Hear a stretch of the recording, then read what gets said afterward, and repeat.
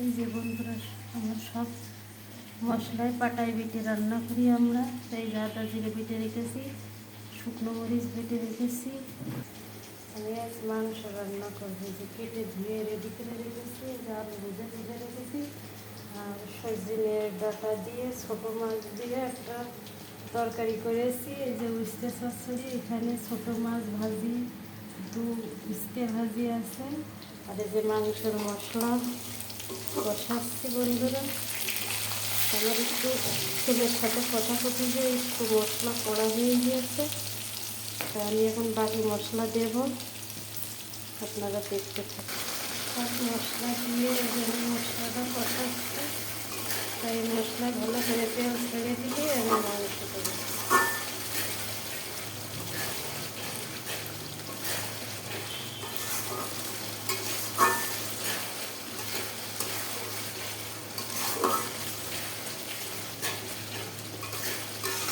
আস্তে আস্তে সুন্দর করে মশলাটা কষিয়ে নেব।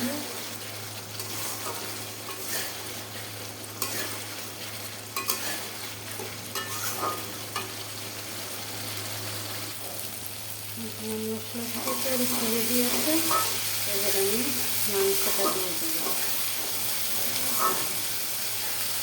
মশলাটা সুন্দর করে কষানো হয়ে গেছে।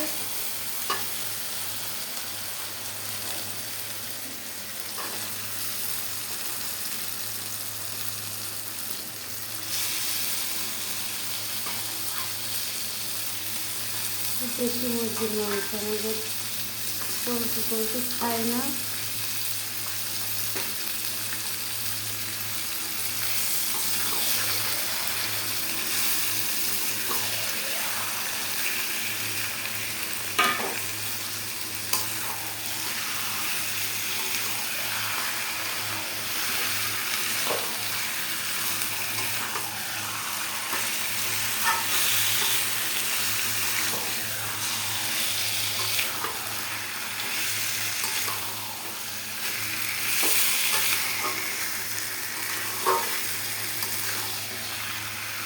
মাংসটা আমি সুন্দর করে কষিয়ে নেব,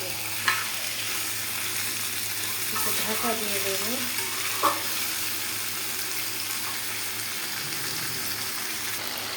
এই যে মাংস দিয়ে তেল ছেড়ে দিয়েছে, এখন একটু সুন্দর করে ভালো করে নাড়াচাড়া করে আলু দিয়ে দেবো। আমি জল গরম করে নিয়েছি, জলটা দিয়ে দেবো। তারপর একটু নাড়াচাড়া করে এবার আলু দিয়ে দেবো।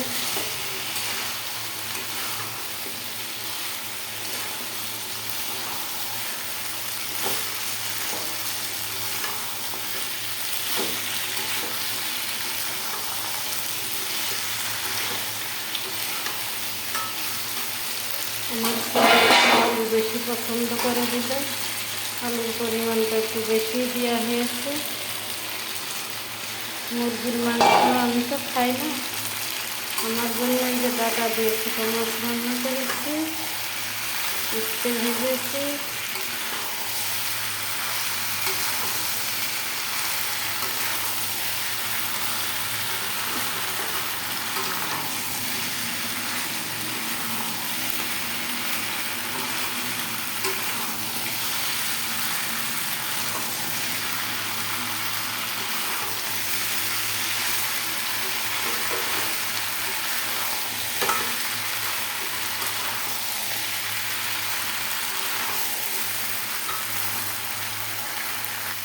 বন্ধুরা, আমি ভালো করে কষানো হয়ে গিয়েছে, এখন আমি জল দিয়ে দেবো।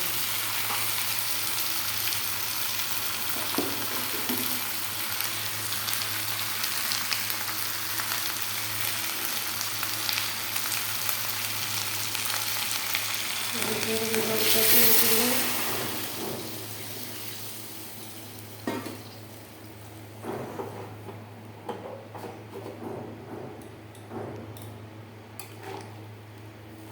ফুটে গেলে একটু ঢাকা দিয়ে গরম মশলা দিয়ে তাই নামাবো। দেখতে থাকুন বন্ধুরা। এই যে বন্ধুরা, মাংস ফুটে গিয়েছে ভালো করে। এখন আমি একটু ভাজা মশলাগুলো দিয়ে ছিটিয়ে নামাবো। একটু পাতলা ঝোলই করবো, কেননা দেশি মুরগি আলুতে আর একটু টেনে নেবে না।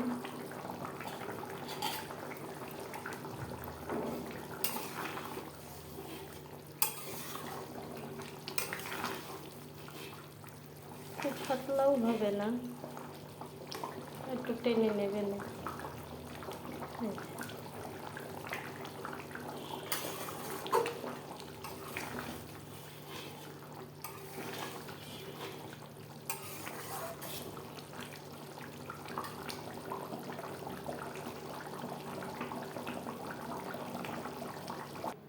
এই যে বন্ধুরা, আমার মাংস রান্না শেষ।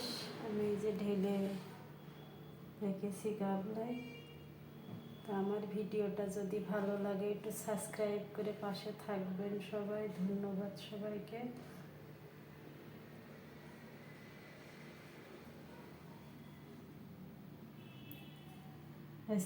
ছোটোখাটো সাইডে রেসিপি হয়েছে বন্ধুরা।